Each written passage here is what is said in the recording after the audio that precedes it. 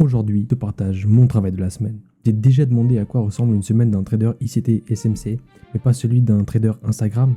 Je te montre toutes mes positions ainsi que mon modèle d'entrée dans cette vidéo. Donc reste bien jusqu'à la fin car il y aura des informations en or.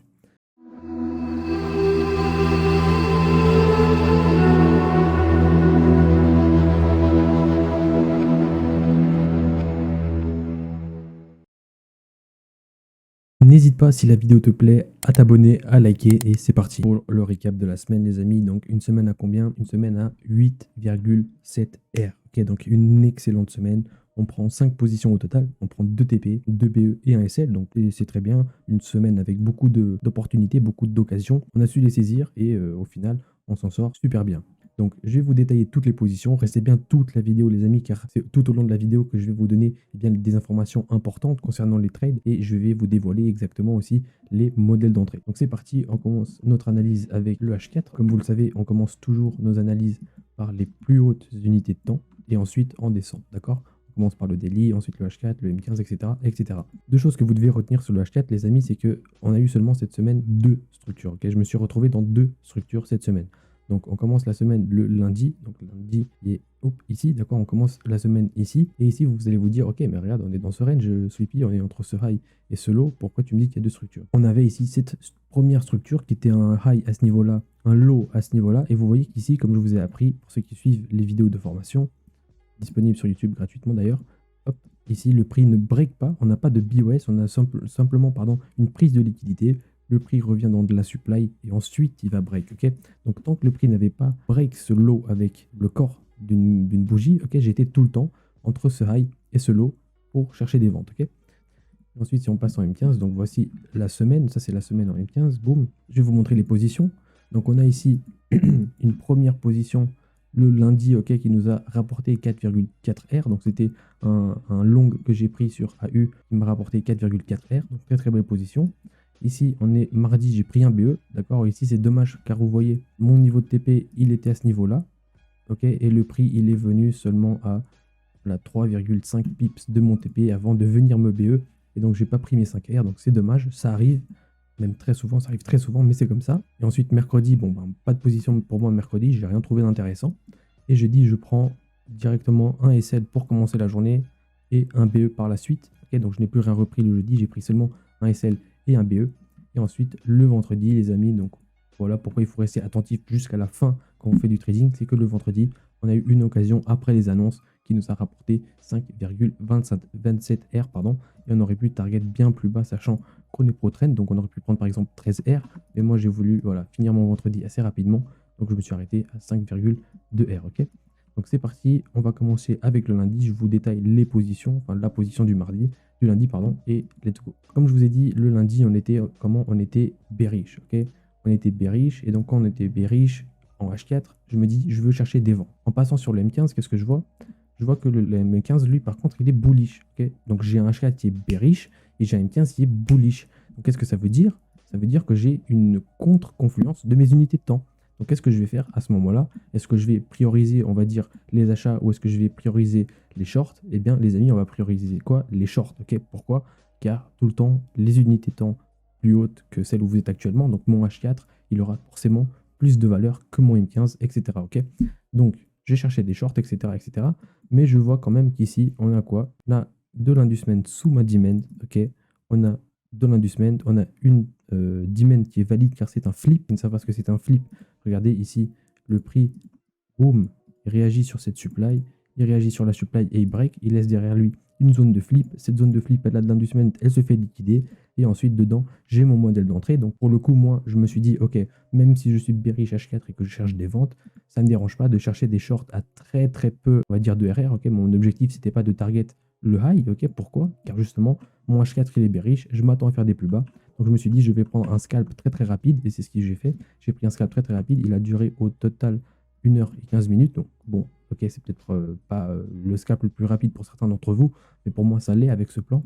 Et donc, au final, je target ces equal high, ok, et on prend 4,4 R, ok. Donc, pour le modèle d'entrée en 1 minute, comment ça s'est passé? Comment j'ai vu les choses? Regardez bien. Ici, qu'est-ce qu'on a? On a le prix qui arrive. Donc, pour ceux qui regardent les vidéos de formation, vous risquez de comprendre un petit peu mieux. Mais on a le prix qui arrive ici en bearish, ok. Donc, quand le prix il arrive comme ça en bearish, qu'est-ce qu'on a envie, nous? On n'a pas envie d'acheter quand il arrive en bearish comme ça, ok? Quand le prix il arrive baissier, on n'a pas envie de chercher, nous, des achats. On a envie que le prix nous montre des signes de vouloir changer de tendance, ok? Et ensuite, nous, ce qu'on va faire, c'est qu'on va acheter ici, ok? Donc là, ce qui s'est passé, c'est que le prix, il vient, boum, boum, boum, il tape sur ma demand, à ce niveau-là, ok? Il tape sur ma demand, il liquide, il prend toute cette liquidité qu'il y avait à gauche, ok? Donc l'inducement, toute cette liquidité qu'il y avait, il la prend. Donc on a prise de liquidité. Ensuite, ceux qui me suivent, on a quoi ici, les amis? Boum, réaction dans la supply, le prix réagit, il break. Donc boum, là on a la première confirmation de ce changement d'order flow potentiel, ok? Donc on arrive baissier, on break une première zone de supply ici, qui aurait dû tenir vu qu'on est bearish et faire des plus bas. Et qu'est-ce qui se passe ensuite? Le prix réagit, il revient et il rebreak. Ok, donc là, en rebreakant ici, on a à nouveau une deuxième zone qui est break de supply. Ok, donc on a une double confirmation. Et donc mon point d'entrée, je l'ai placé à ce niveau-là. Donc là, ça s'est décalé. Boum. Mon point d'entrée, après ce deuxième break de supply, je l'ai placé ici. J'ai mis mon stop au-dessous pardon, de ces lots. Ok, donc avec 3 pips de SL. Et je suis déclenché à ce niveau-là. Donc ensuite, pour me mettre à BE, je me pose la question tout le temps la même. Quel est le high ou le low qui est à l'origine du mouvement qui vient de déclencher? Donc là, c'était ce gentil petit bonhomme. Boum. Ok, et donc une fois que le prix il break ce high, je me mets à BE. Je me suis mis à BE. Et ensuite, le prix, vous voyez, il va assez rapidement chercher mon target pour 4,43 R. Et c'est une très belle journée. Ok, donc c'était un bon lundi. Ça fait plaisir de commencer la semaine comme ça. Et donc on commence avec 4,4 R. Ok. Ensuite, on enchaîne, les amis. Qu'est-ce qui se passe durant la nuit? Boum, boum, boum. Le prix, il continue son mouvement bearish. Pourquoi? Car encore une fois, je vous le rappelle, notre H4, lui, il est bearish. Ok, donc même si on a réagi sur cette supply, on s'attend ici sur ce mouvement à venir chercher ce lot. Pourquoi? On est bearish et on a toute cette liquidité ici à venir chercher. Ok, donc de toute façon, moi, dans ma tête, au début de semaine, c'était je vais vendre. Ok, mon objectif cette semaine, c'est de vendre. Donc ensuite, boum, je passe en M15 le mardi. Hop, hop, hop. Et qu'est-ce que je vois? Le mardi, boum, on a une structure bearish qui est énorme. Ok, donc on a ce high à ce niveau-là et ce low à ce niveau-là.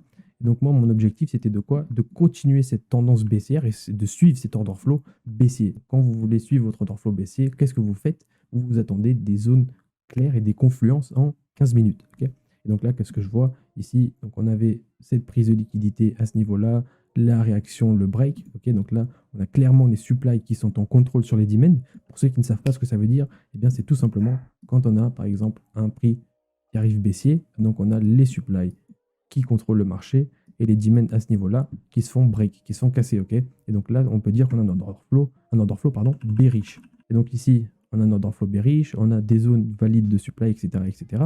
Et ici, je vois, boum, on a, moche, je vais enlever cette première entrée, je vais vous expliquer ce qui s'est passé. On a ici une première entrée qui s'est déroulée à 10h15 du matin, ok, où malheureusement je n'étais pas devant mes graphiques, mais on avait une première opportunité de rentrer au marché, ok. Pourquoi? Le prix, il vient liquider, encore une fois, comme tout le premier setup du lundi, ok.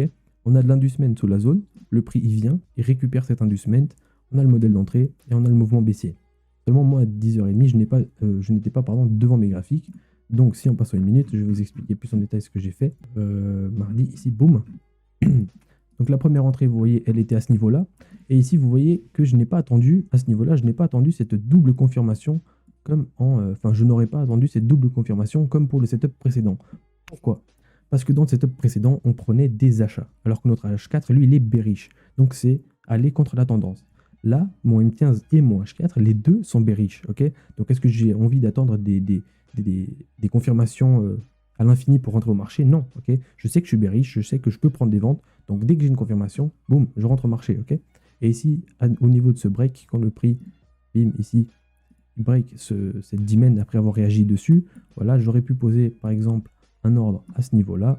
Boum, j'aurais pu ça, protéger le high ici et target des plus bas. Et vous voyez que je serais déjà dedans.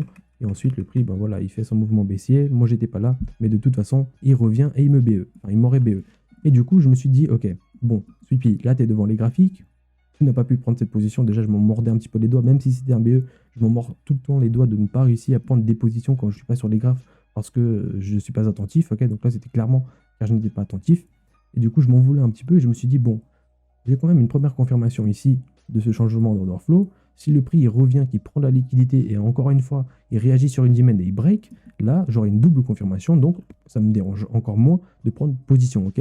Mais il faudrait vraiment que je sois attentif à ce qui se passe. Ensuite, qu'est-ce qui se passe? Vous voyez, ok, je vois la réaction, le prix réagit, et maintenant je me dis, dès que le prix break cette demand, je pose mon trade. Boum, le prix, qu'est-ce qu'il fait? Il break la supply, la demand, pardon. Et une fois qu'il break la demand, je me suis dit, ok, je cherche mon point d'entrée. Donc ici, on a un flip, je protège le high, boum, et j'attends d'être déclenché. Et vous voyez que je suis déclenché. Encore une fois, quel est le low ou le high qui est à l'origine du mouvement qui vient me déclencher? C'est lui, ok, c'est ce garçon ici. Et donc, une fois que ce garçon il sera break, je me mettrai ABE. Voilà, donc boum, là je me mets ABE. Ici, à ce moment-là, je suis ABE. Et comme vous le voyez après en M15, les amis, ce qui s'est passé. Donc là, vous voyez, mon target, il était ici à ce niveau-là. Il était ici pour 5, je sais plus, 5 R environ, ok. Il était là. Et donc là, je me suis dit, ok, super, le trade, il va TP. Et d'un seul coup, qu'est-ce qu'on a? On a le prix qui se retourne à quelques pips de mon TP et qui vient me BE, ok.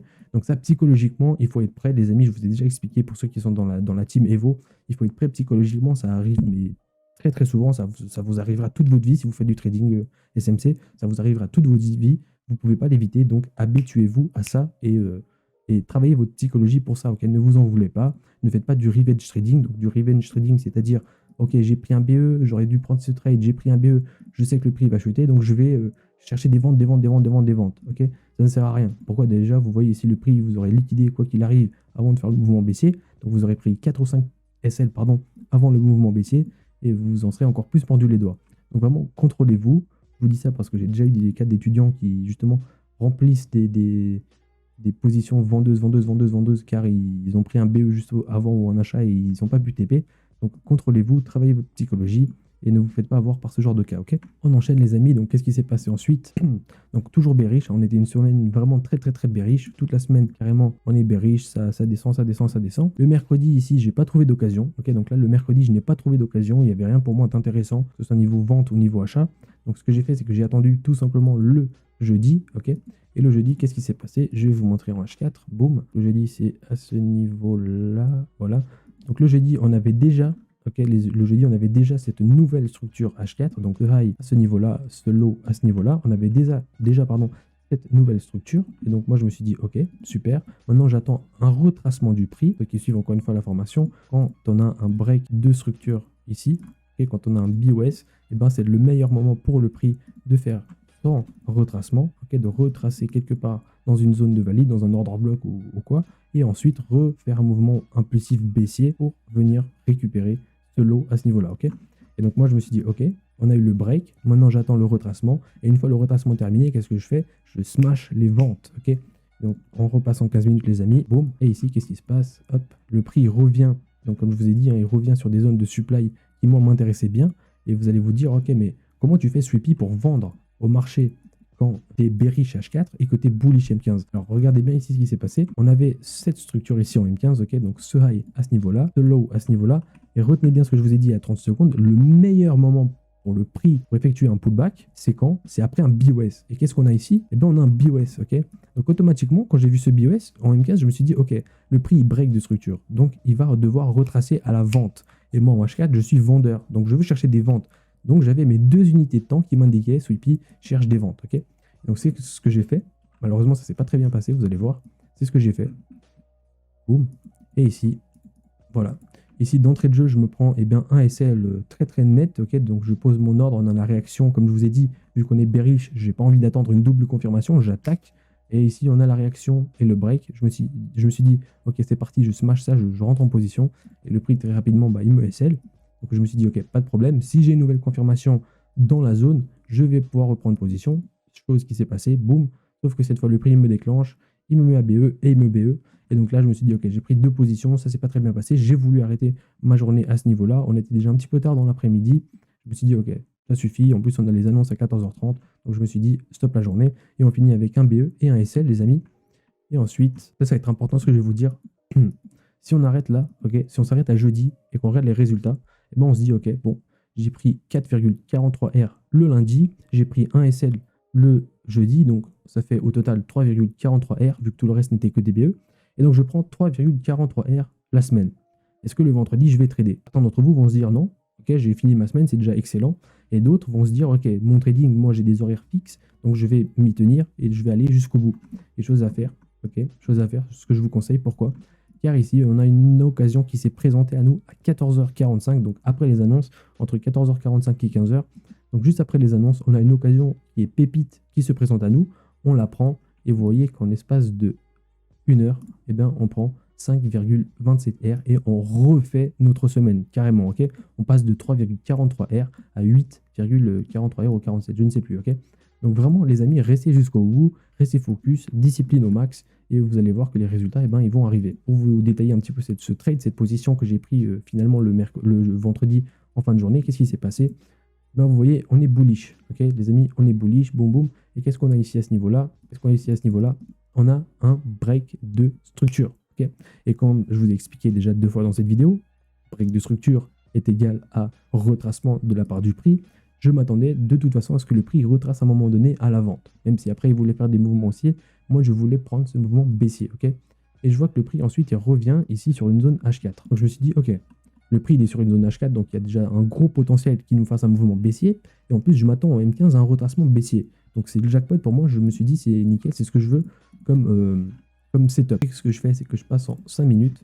Alors je vais vous expliquer pourquoi en 5 minutes, parce que vu que quand même le M15 il était vachement bullish, qu'on avait les annonces, etc., je me suis dit, ok, Sweepy, t'es déjà positif cette semaine, quitte à prendre une position, sois sûr. Ok, donc avant d'aller en 1 minute, j'ai d'abord attendu une réaction et un break d'une demand M5, boum, à ce niveau-là, ok. Vous voyez que cette demand réagit et break. Et ensuite, je me suis dit, si le prix, par hasard, il revient dans cet extrême M5, là, en 1 minute, ça m'intéressera de chercher une confirmation agressive pour vendre, ok.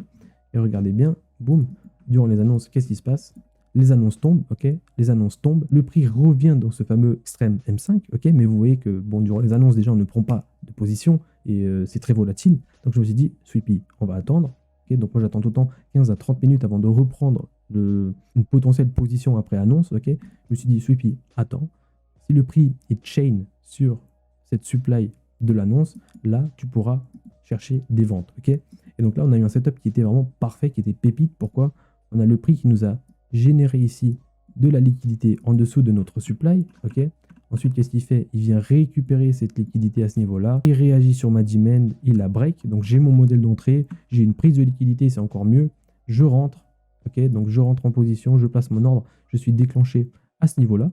Boum, je suis déclenché à ce niveau-là. Et ensuite, tout le temps la même question, qui est à l'origine du mouvement qui vient de déclencher, c'est ce low, ok? Donc, au niveau de ce low, je me mettrai à BE. Et même si là, vous voyez, on se met à BE très très proche du point d'entrée, le prix il fait un mouvement très rapide vers le bas, pardon, et donc le TP il arrive aussi très rapidement, ok. Et donc on finit avec 5,27 R, je sais plus exactement, et donc la semaine c'est très bien passé. Voilà les amis, c'était un petit peu le recap de cette semaine. J'espère que ça va vous être utile, que ça vous a été utile, ok. J'espère que vous avez compris comment je suis rentré en position et pourquoi. Et si vous n'avez pas compris, bah, n'hésitez pas les amis à m'envoyer des DM sur Instagram, je vous répondrai. Et le but étant de vous éclaircir sur tout ça, ok. Sur ce les amis, moi je vous dis à la semaine prochaine pour la suite de la formation, ok. On reprendra les vidéos formation ICT SMC. Et donc faites attention sur les marchés.